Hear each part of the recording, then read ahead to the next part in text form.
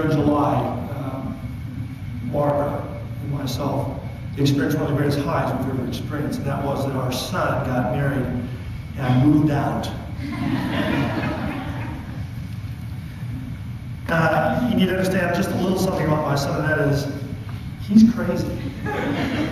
He's nutty. When he was at Ville Park High School, he thought it would be a great idea to take all the chairs in the band and just stack them up to the ceiling. I received a phone call. That wasn't such a great idea. So you can understand the joy that I had when God gave him a beautiful woman and she got him out of the house.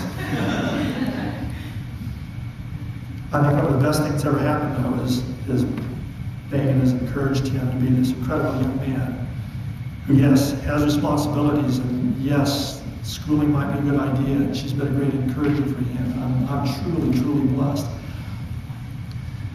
But you see, also, 2 years ago in July, my wife and I experienced one of our greatest lows, and that was that Barbara's mother passed away.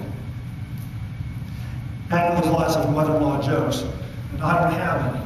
The reason I don't have any is because that lady was incredibly, incredibly great. And we love her, and she's missed. If you've ever had someone that you care about, that you love, and all of a sudden that person was taken from you, there's a void in your life, and it can be extremely difficult, and there's that disappointment, and you begin to ask questions, Lord, why? Why to me at this time? Why am I going through these kinds of things, and maybe not understanding all that you're experiencing? You see, I know that the person whose name you wrote at the top of your program, whether you're a follower of Christ or not, or whether you're just starting your faith journey, or you've been in your faith journey for a long time, I know this, and I know it well, that sooner or later, you're going to experience disappointments and then questions with God. You go to work one morning, and your boss tells you you've got 2 or 3 months left. Gather your things, and don't come back. I had a close friend of mine who was married 11 years, and after 11 years, his wife just unexpectedly just came to him and said, I don't love you anymore. And then she, as if to just take the dagger, just thrust it even deeper, she said, I've never loved you. And that young man walked out of that situation totally devastated and disappointed and wondering, where in the world is God in all of this? You may not know me very well, and I may not know you very well, but I do know this about all of us. There are times in our lives when we experience disappointment. Every one of us.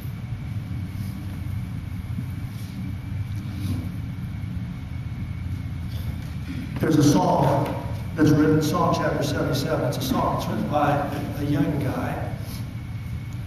And I think he's probably a lot like you, and he's a lot like me. His name is Asaph, and he's in a season of extreme disappointment in his life. And apparently he senses that God is unresponsive to him. That God is not recognizing his pain and his needs, his own personal needs in his life. And in Psalm chapter 77, verses 1 through 3 says this, I cried out to God with my voice. If you look at that passage, he emphasizes it twice. He says, I cried out to God with my voice. And I truly believe there's concern in his heart, because he's not real sure of God. He's wondering if God's ever going to respond to him again. I know that you don't know that much about me, but I was involved in a church for 11 years, a great church. And it was just a time where I needed to move on, and the church needed to move on too, and to grow up. But when you take that step into the unknown, and day after day passes, and week after week passes, and month after month passes, you begin to wonder, does God even know I exist? Does he even care? Does he still have a plan and a purpose for my life? And maybe you've had to step into that unknown arena yourself, and you wonder, God, are you there?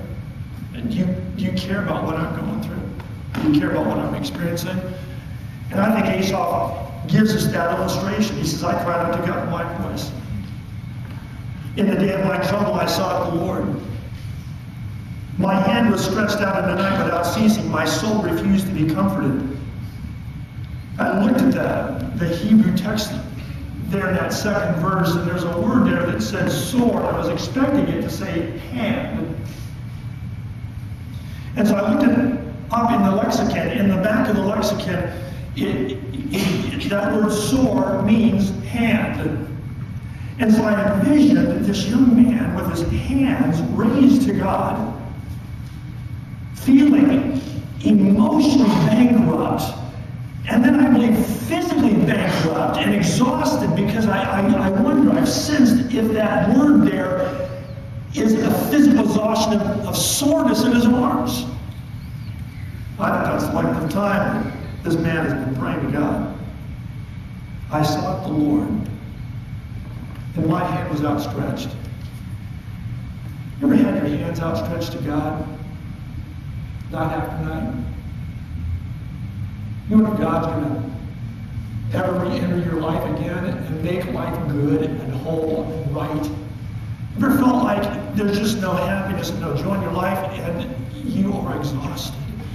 I really believe that's where this young man's life was when he wrote this song. It is truly unedited. It is raw. I sense some anger here. He's saying, you know, God, where are you? I'm wondering if you still exist, if you care about me. And I do. I see this young man's hands lifted in this unceasing manner, and he's just tired and worn out. Maybe you've been through that too. He puts, I remembered God, and I was troubled. He didn't think about God and find strength. He was troubled. I complained and my spirit was overwhelmed. Asaph doesn't tell us what that disappointment is in his life. It could have been an illness, a life-threatening illness. It could have been the betrayal of a friend. It might have been financial loss. We just do not know. All we know is this. He's been crushed by this disappointment and it's torn him up inside. You hold my eyelids open. I am so troubled that I cannot speak. I'm not sure exactly where this happened, but it's happened. I'm going to guess around the mid-40s. I just didn't sleep as well as I used to. And maybe some of you can relate to that.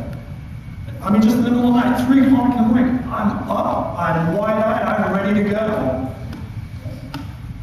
And I'm sensing here that here's Asaph. It's the middle of the night, and it says he's just looking up, staring at the ceiling. And that passage says that he doesn't even have the words to speak. He's so troubled. I want to pause and I want to share something. One of the very first words that Asaph shared in that first verse. He starts out with I cried out to God. And if you look at the subsequent verses, there's a lot of I in those passages. There's a lot of me involved there. I cried out to God with my voice. I cried out to God in desperation because of the rejection that I was feeling at the time. Now, I'm not sure that you've ever expected to hear this from a pastor. I pray that you won't be too upset with me. But I want to say this, that prayer may not be the first thing you should do when you're in a time of crisis. I'm not saying that it's bad. I'm not saying that it's wrong. I'm not saying that it's damaging. I'm just saying it may not be the first thing that you need to do when you're wondering if there's a God who's greater than your disappointment. Asaph prays and he doesn't sense that God's doing anything. He doesn't sense any answers. He doesn't even sense that God is near him. And it leads him to this haunting questions, or I should say haunting questions about God. About who he is and about what God's capable of doing or not doing in his situation. Will the Lord cast off wherever he rides? And will he be favorable no more to me? Has his mercy ceased forever? Has his promise failed forevermore? Has God forgotten to be gracious? Has he in anger shut up his tender mercies, his compassion? Those are the kinds of questions that I believe that people who are disappointed with God sometimes endlessly ask, and I know that I've been doing that in my own life too. There are times when you cannot sleep at night. There are times when you do wonder, does God even care anymore? And when the disappointments flood your life and things unexpectedly happen, and there isn't a cross of the river, you truly begin to wonder, does God even know that I exist anymore? And I sense that from this young man as he's writing this song. Lord, I don't even know if you care anymore.